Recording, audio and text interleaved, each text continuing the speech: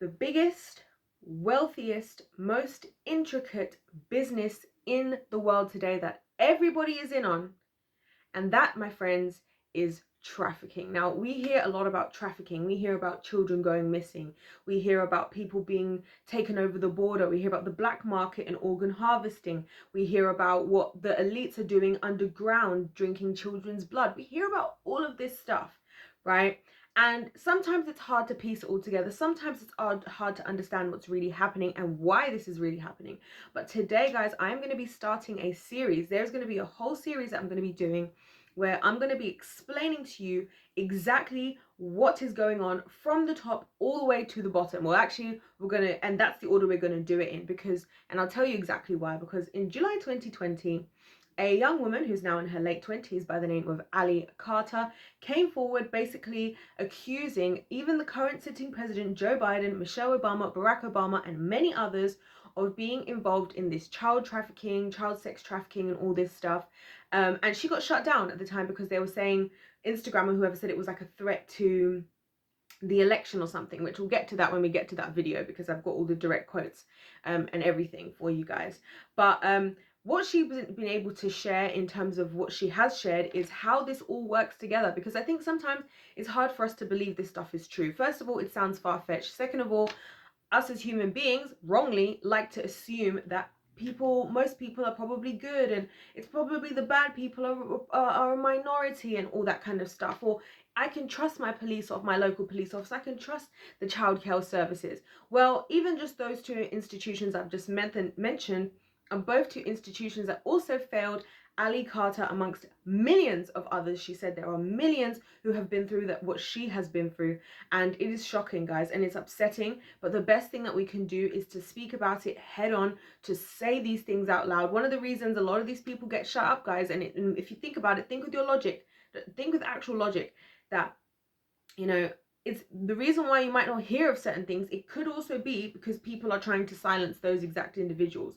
And I've said this before on my channel, I say this to you guys all the time, how sometimes when we talk about things like the Britney Spears situation, when we talk about all these other different problems and abuses and stories that come out, I always say to you guys that, to me, the thing that's upsetting a lot of the time is how many people were around that didn't do anything about it at the time. How many of these child stars we've spoken about who have gone through things with maybe Dan Schneider and whoever, and it's not like those stars were by themselves on stage or on set and nobody else was seeing what was going on. There were other people. And so my question has always been, as you guys know who've been on my channel, why are they not getting involved?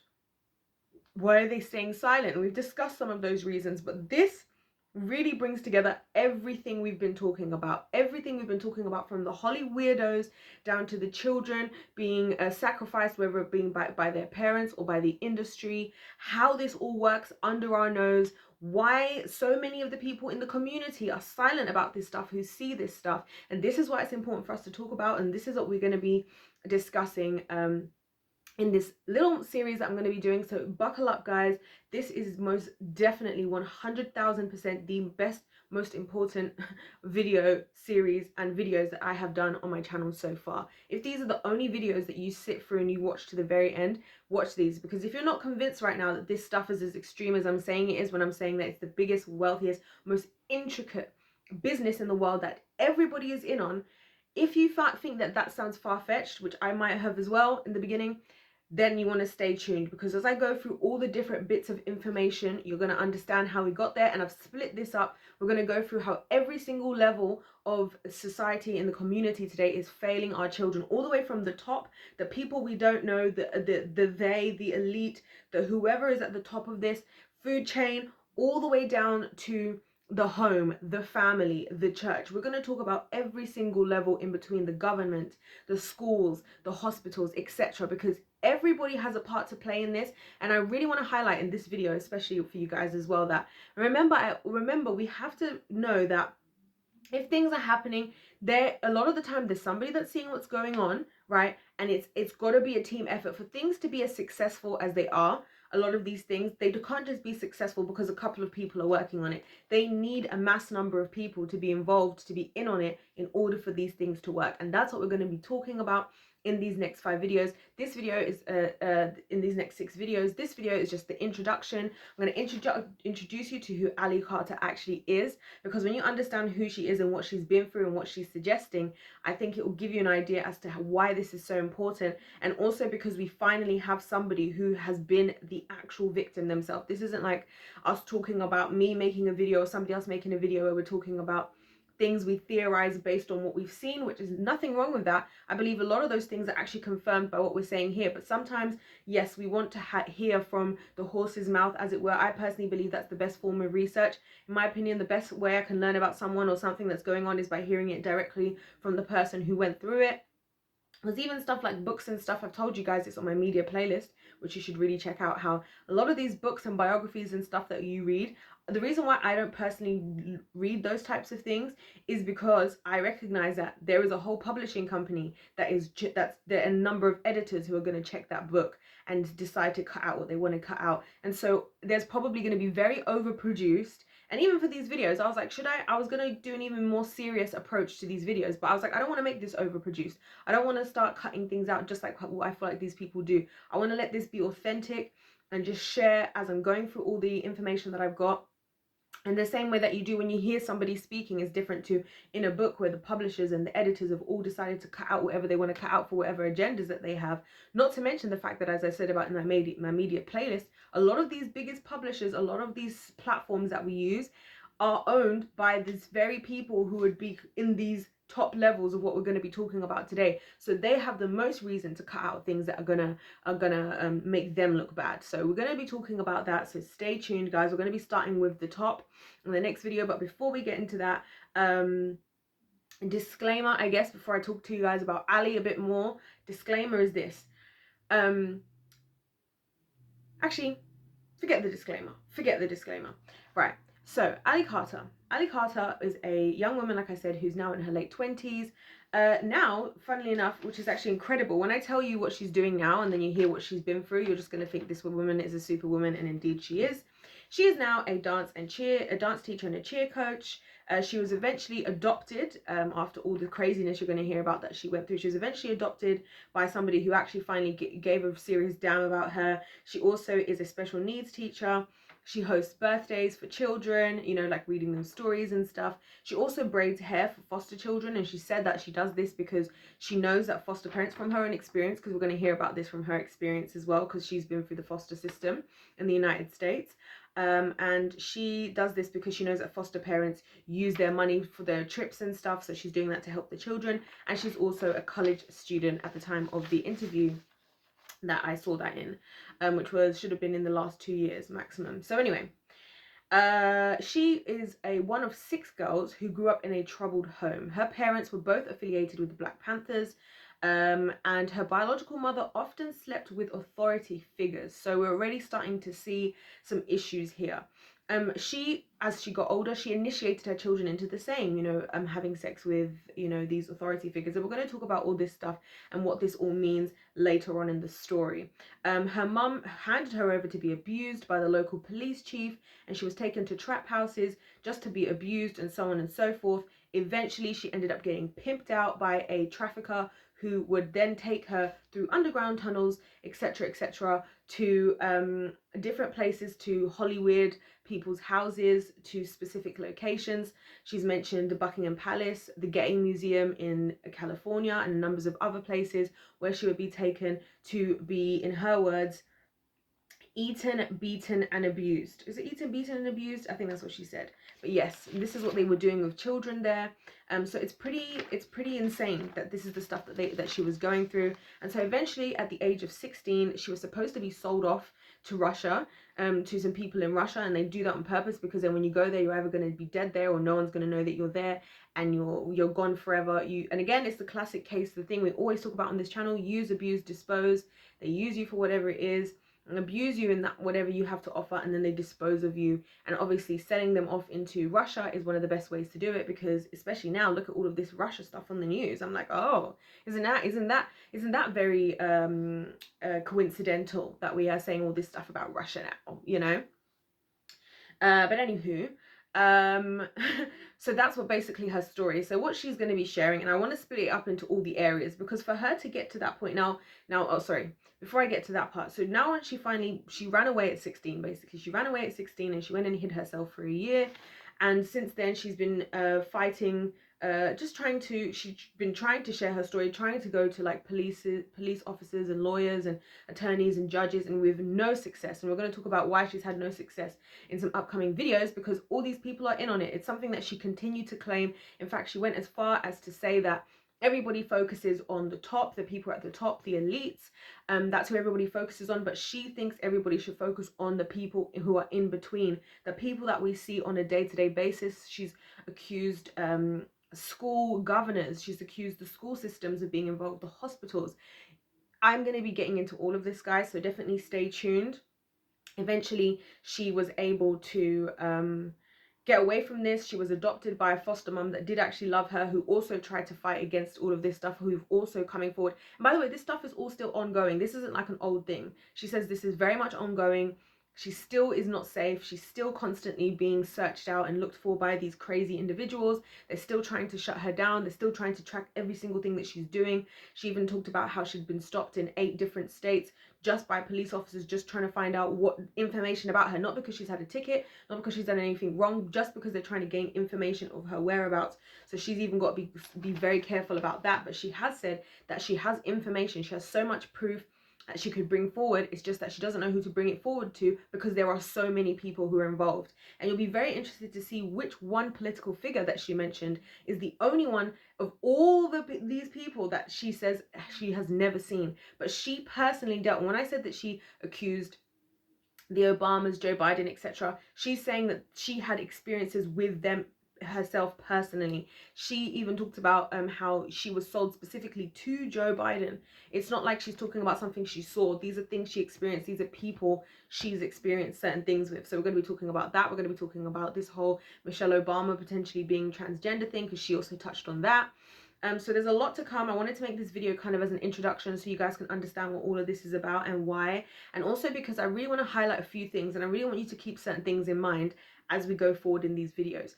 Number one, I want you to keep in mind that at every level of society, right, there can be corruption. Even the people, the institutions that you trust the most. And we in society do children a disservice by assuming that going to certain places is going to be the best decision for those children, that taking them to child protective services, etc. Because we might find, as you're going to find in the information we're going to talk about, this is not always the case. A lot of the case, in fact, it's not the time, the best thing to do, you know. So we've got to be very careful about assuming that just because something appears to be what it is, it's not. She even talked about how 501c3s, which is like the code for charities, to register yourself as a charity in the United States.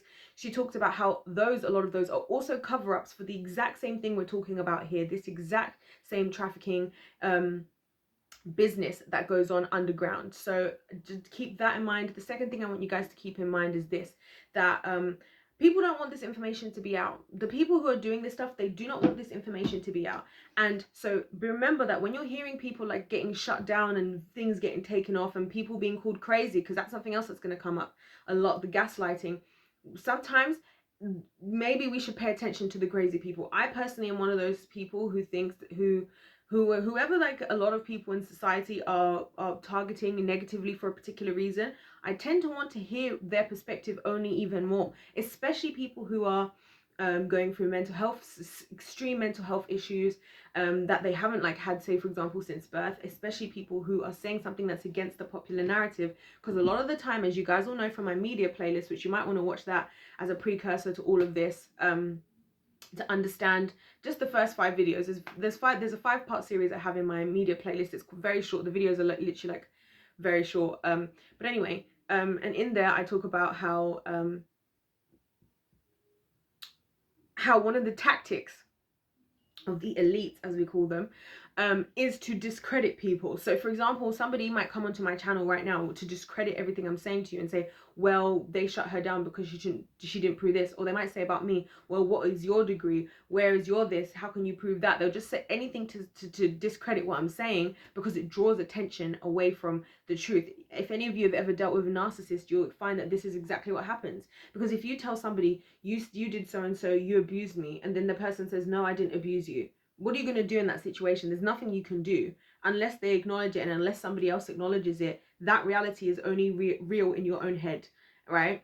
And then that is what really breaks people. And she talked about how this is what leads to a lot of dissociative personality disorder. She said it happens when people become so overwhelmed with all these emotions and with all this stuff that they're going through, that they have nowhere to take it to, that it literally causes their mind to shatter into all these different feelings and personalities, etc. Because that's the only way they can cope with it. Because as we know, as science tells us, energy cannot be created or destroyed. Therefore, everything is an exchange of energy. This is how I think you can make this stuff make sense even on a scientific level, right?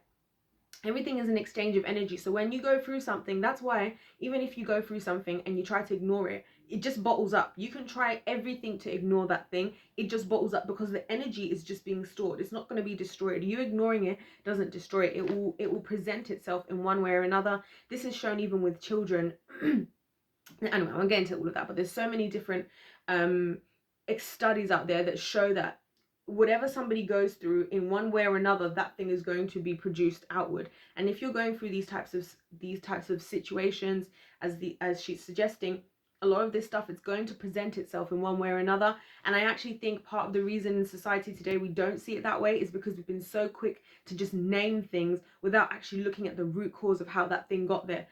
Everybody's got their own, everybody's got a thing that they've got now. Everybody's got ADHD, everybody's got Asperger's, everybody's got this and that. And I'm not speaking against those things, because I think they're very real. And I think they're very real a lot of the time.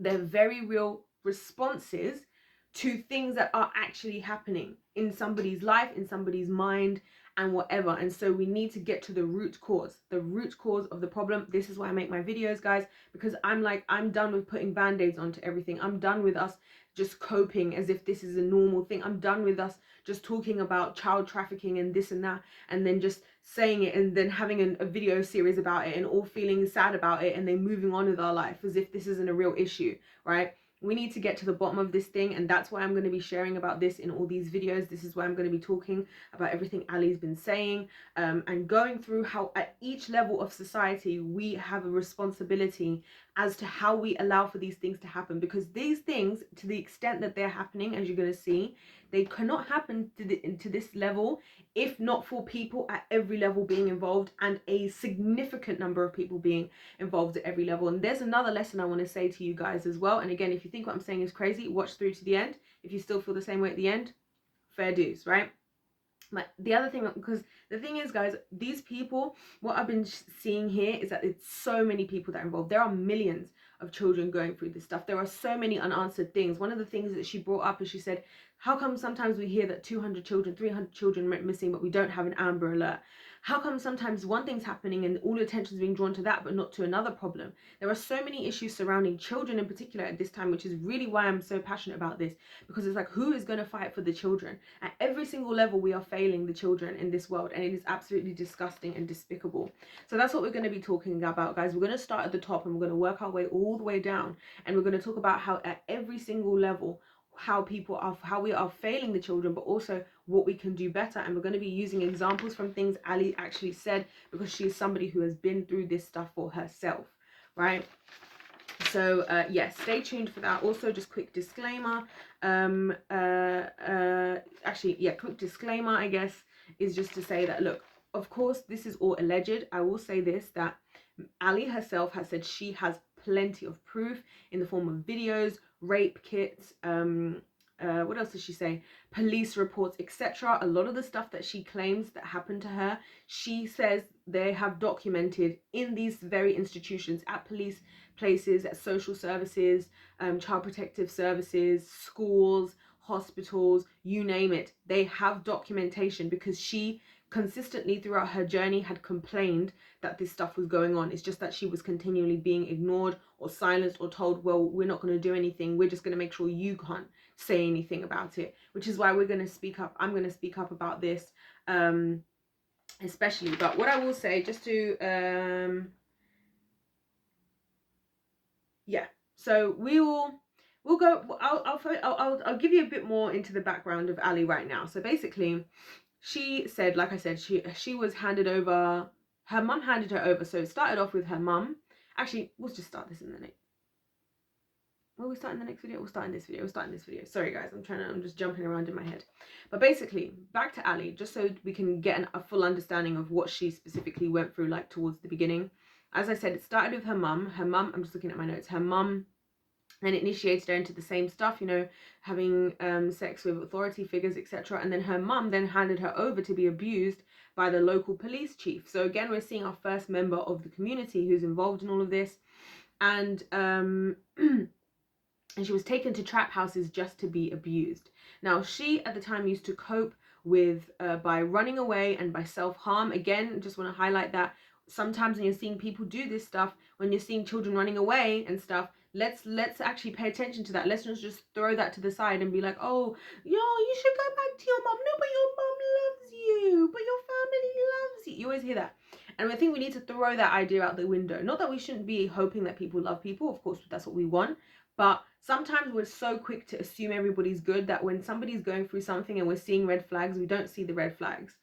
You know, so she coped up by running away and self-harm. This ended up landing her in foster care eventually, because she claimed, which is actually extremely sad, by the way, that things went on at home. So a lot of this stuff started at home. She didn't say what specifically, from what I saw, but she was kind of hinting as towards, you know, inappropriate behaviors. Apparently CPS was being constantly called since she was 3 months old.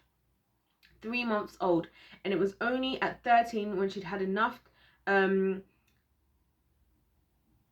she had enough of being raped and tortured, and dealing with her mother's boyfriends and everything. This is kind of what led to her obviously leaving the home, and ending up in her foster family. But then when she got fostered, unfortunately, here's the problem. Sorry guys, I'm just jumping around as I'm trying to read it. Yeah, here we go. So she had enough of dealing with her mother's boyfriends, and she and etc. She had enough of being the favorite out of the girls. So it seems like she was the favorite, I guess the favorite that people wanted to abuse, which again is horrible to think about, because she was one of 6 sisters, as I mentioned already. She couldn't take it anymore, so she tried to unalive herself. Again, another thing that we're seeing very commonly, and I also often wonder why we don't think more as to why this is happening. I feel like there's such a tendency. And remember, she's young here. She's like 13.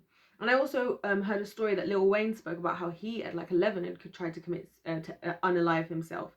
And when we hear this stuff, I think we need to actually start to be okay with questioning why that child is saying that stuff, because I don't think children are not as smart as us as adults to just make up big elaborate stories of lies and things and say things for no good reason and do these kinds of actions for no good reason. I really think that a lot of the time it's because of what they're going through, and we're just undermining them because you're not taking the stuff that they're going through seriously.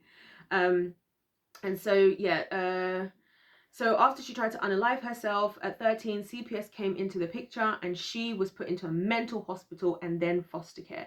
And again, isn't it sad how she's gone through all this stuff already in her life? There is no attention, no stopping of what's been done, probably because she was being involved with authority figures already. Instead, what do? Throw her into the mental hospital. This is what they always do. You either end up in dead prison or in a mental hospital. This is what they do with these people. There's another person who I've spoken up about who was very high level involved in Freemasonry and the Illuminati. He was very high level. He was like, if you want to class the devil as the top level, he was like in level 3, like to from the devil, right?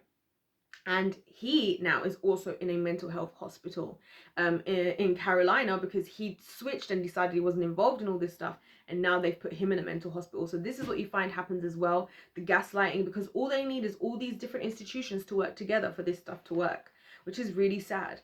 And so so she used to talk to people online, thinking that she was getting help, because the thing about Ali is that she made a big effort to try and like speak to different people and try to get help. or from the beginning, she was constantly speaking against what's happening, assuming, hoping, as a lot of you probably are thinking, that somebody surely is going to help her. But this is a reality that she learned very quickly was not the case. Eventually, she ended up being trafficked by a pimp, claiming to be 27.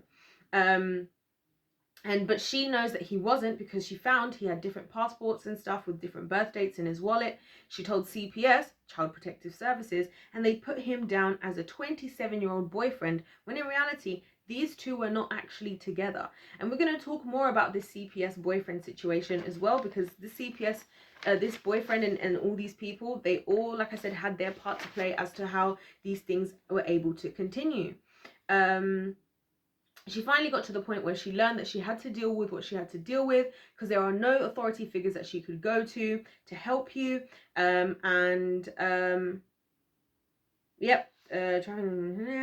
She talked about the school system, which we're going to come to that as well, and how the school system was involved in helping her to be rushed around.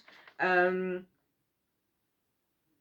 yeah, I think that's enough for you guys to understand how serious that this situation is. Like I said, we're going to start from the top, all the way from the top, because how is it that somebody goes through this when you're supposed to be at school? Because she did not attend school. She did attend school. Did she go to foster homes? She did. She said at a certain point, actually, she lived in 19 houses in 1 year, and she was changing home every month because people didn't want to keep her. They didn't want to deal with her because she was trying to speak up on all this stuff. The only way she got out is because she ran away. And then eventually now she's still technically half on the run, half doing what she's doing now, with her mum who adopted her when she finally did find somebody. But all along she'd spoken up in all these different areas against all these different things. And so today, that's what we're going to be talking about, and we're going to start from the top and we're going to work our way backwards, because I feel like the top, and when we can understand what the purpose is at the top, what they're trying to do, we can pin it back to how the community allows for this to happen. Because here's the thing, guys, and this is why this is very important.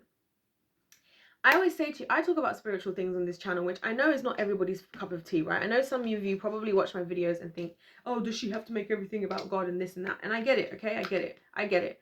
But I'll tell you why I do that, because this is all very spiritual. You'll see in the next part that the top of the food chain, the only way any spiritual beings have any access or power on earth is through us as human beings, because that's how God intended for it to be. He gave us dominion on this earth, right?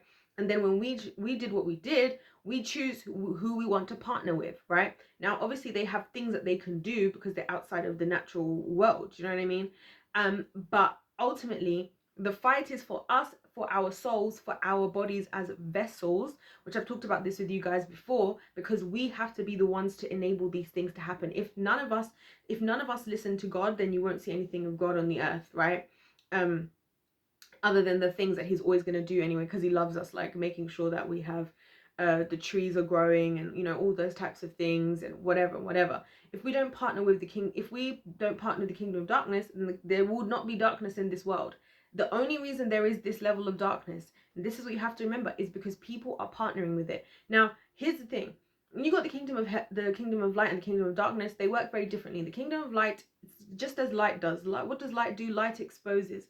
Light is something that we can all see. It's not hidden. Darkness is hidden, right? And this is why these two kingdoms don't go together. And this is why you'll find that all of this stuff is so well hidden in plain sight, because that's what the kingdom of darkness is about. However, the kingdom of light, we can't work underground. We don't work underground. That's why it's people like me, people like her, other people in the world who have to do things outwardly. Yes, does it open us up to more criticism? Of course. But which again, really, if you think about it, benefits the kingdom of darkness, because then they get to do what they get to do, which they have to do everything in darkness anyway, and everybody's busy blaming us for being human beings, which is why even I made a video talking about the other day how, look, cancel me, I've cancelled myself, I'm not perfect, okay? I'm just trying to share the light that has been given to me, you know.